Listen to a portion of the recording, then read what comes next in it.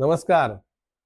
Instagram, Facebook, व्हॉट्सॲपवर पावसाच्या कविता, गरमागरम भजी अशा बऱ्याच रील्स तुम्हाला पाहायला मिळतील.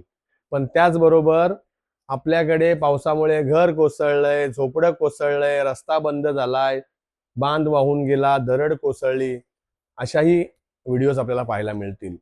हा जरी पावसाच्या आनंदाचा काळ असला तरी संकटाचा काळ आहे.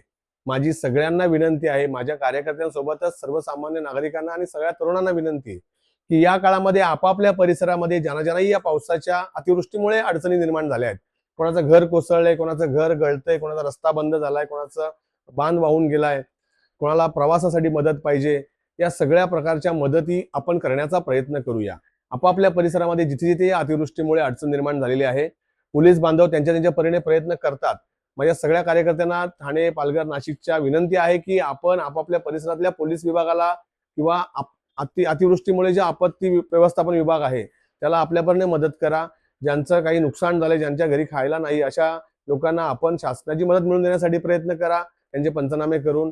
अथवा आपल्या परिसरात किंवा आपल्या संपर्कातले जे काही दानशूर दाते आहेत त्यांच्या वतीने त्यांना कशी मदत मिळेल, धान्य मिळेल, यासाठी प्रयत्न करा. माणुसकी जपण्याचा हा काळ आहे. पाऊस खूप सुंदर पडतोय.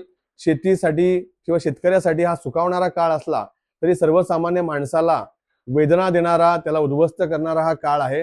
बऱ्याच ठिकाणी अतिवृष्टीमुळे लोकांचं खूप नुकसान झालेलं आहे. त्यांना कशी मदत मिळता येईल यासाठी प्रयत्न करा आणि आपल्यातली माणुसकी जागृत ठेवा.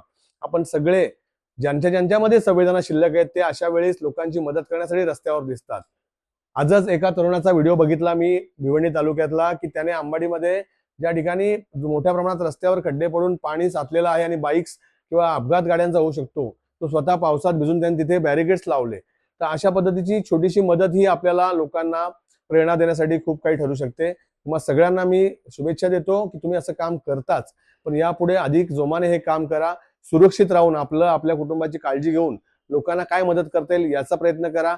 विशेषतः मी वाहतूक करणारे आपल्या युनियनच्या ज्या ओमनी आहेत, रिक्षा आहेत, त्यांना मी सांगेन.